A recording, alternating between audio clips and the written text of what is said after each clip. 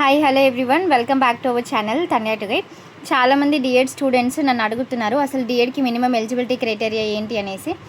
So already D.Ed examination ఇవాళ అయిపోతుంది, but still maybe next year వరకు ఎవరైనా ఈ వీడియోస్ కనుక చూస్తే వాళ్ళకి హెల్ప్ఫుల్ అవుతుంది అని ఒక ఇంటెన్షన్ తోటి నేను చెప్తున్నాను.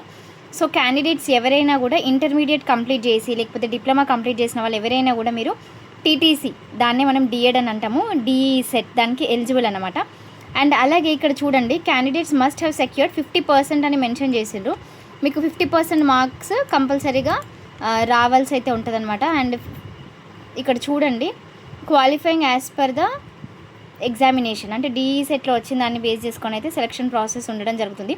And 17 years of age on 1st September complete చేసి కూడా ఉండాలన్నమాట. సో ఇది ఎలిజిబిలిటీ క్రైటీరియా బేసిక్ది.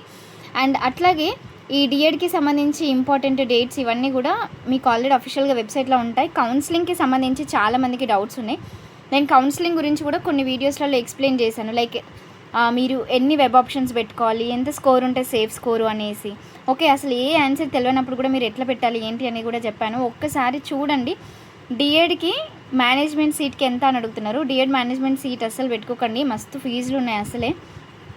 సో ఇప్పుడు కాలేజ్ చేయడానికి ఇన్వెస్ట్ చేసి తర్వాత చదువుకోవడానికి ఇన్వెస్ట్ చేసి అంత అంటే పేరెంట్స్కి కష్టం అవుతుంది. సో మీరు ఏది చేసినా కూడా పేరెంట్స్ గురించి కూడా థింక్ చేయండి. పేరెంట్స్కి బర్డెన్ అవుతుందా లేదా, మీరేమైనా ఫినాన్షియల్గా ఇంకా బెటర్గా తక్కువ అయ్యి వేరే దేని దగ్గరైనా ఇన్వెస్ట్ చేయాలనుకుంటున్నారు. ఇప్పుడు మీకు డిగ్రీ కాలేజ్లో జాయిన్ అయినాక మీరు జాయిన్ అయిన కాలేజీ గవర్నమెంట్ అనుకోండి, 3,000 2,000 మ్యాక్సిమం బిలో 5,000 అయిపోతుంది. ఓకే, అయిపోయాక మిగిలిన హాస్టల్ ఫీలో ఉంటూ వేరే ఏదైనా కోచింగ్ అటెండ్ అవ్వు. హాస్టల్లో ఎట్లాగో ఉండాలి కాలేజ్కి వెళ్ళాలంటే. ఇటు కాలేజ్ని అండ్ అటు ఇన్స్టిట్యూట్కి వెళ్ళి ఏదైనా ప్రిపేర్ కనుక అయ్యారు అనుకోండి, మీకే బెనిఫిట్ కదా. సో అట్లా థింక్ చేయండి, పేరెంట్స్ని ఎక్కువ బర్డెన్ చేయకండి. రీసెంట్గా ఇంటర్ కంప్లీట్ చేసిన వాళ్ళ స్టూడెంట్స్ ఎవరైనా ఉంటే టీటీసీ చేసేవాళ్ళు, వాళ్ళకి ఒక చిన్న సజెషన్. అదేంటంటే మీరు ఇప్పుడు టీచర్ జాబ్స్కి ప్రిపేర్ అవ్వాలనుకుంటున్నారు కదా ఎట్లయినా. సో మ్యాథ్స్, సైన్స్, సోషల్ ఇందులో అన్ని సబ్జెక్ట్స్ ప్రిపేర్ కావాల్సిందే. ఇప్పటి నుండి ప్రిపరేషన్ స్టార్ట్ చేయండి. ఎందుకు నేను స్పెషల్గా ఇంటర్మీడియట్ వాళ్ళకే చెప్తున్నా అంటే, వాళ్ళు ఇప్పుడు రీసెంట్గా ఐపీ రాసి వచ్చింది కాబట్టి వాళ్ళకి ఇంకా అదే మైండ్ సెట్ ఉంటుంది అనమాట, చదువుకోవాలి అనే మైండ్ సెట్. సో అది అట్లనే కంటిన్యూ కావాలి. ఎట్లాంటి డిస్ట్రాక్షన్స్ లేకుండా ఇదే ఫ్లోలో మీరు వెళ్తే మంచి హిట్ కొట్టచ్చు, మంచి జాబ్ కొట్టచ్చు. తరోగా కన్సిస్టెంట్గా ప్రిపేర్ అవ్వండి. ఏ ఉద్యోగానికైనా కన్సిస్టెన్సీ ఈజ్ ద కీ. నేను 2 రోజులు చదువుతా మళ్ళీ 2 రోజులు రెస్ట్ తీసుకుంటా అంటే కుదరదు. సో కంటిన్యూస్గా ప్రిపేర్ అవుతూ ఉండండి. అండ్ మీకు డిఎడ్కి సంబంధించిన ప్రీవియస్ ఇయర్ డిఎస్సి ఎగ్జామ్ అప్పటి ప్రీవియస్ ఇయర్ పేపర్స్ కనుక కావాలి అంటే నేను యూట్యూబ్లో పోస్ట్ చేస్తాను.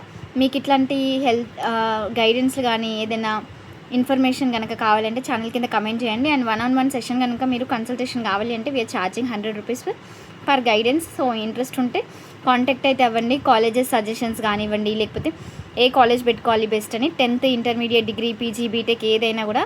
So we will definitely help you. ఇంకేదైనా డౌట్స్ ఉంటే కూడా ఈ వీడియో మీరు ఎగ్జామ్ రాసి వచ్చేసరికి ఒకసారి చూసి కనుక ఉంటే డెఫినెట్లీ ఛానల్ కింద కమెంట్ చేయండి. ఏ డౌట్ ఉన్నా కూడా నేను డెఫినెట్లీ ఆన్సర్ చేస్తాను. ఇది ప్రజెంట్ 2024 సైట్. 2025లో కూడా ఇదే ఎలిజిబిలిటీ క్రైటీరియా అయితే ఉంటుంది. సో మీరు కావాలి అంటే ఒకసారి చూడండి వెబ్సైట్లో. మీకు ఏదైనా అర్థం కాలేదు చూసినా కూడా అంటే let us know. Wishing you all the best. Thank you.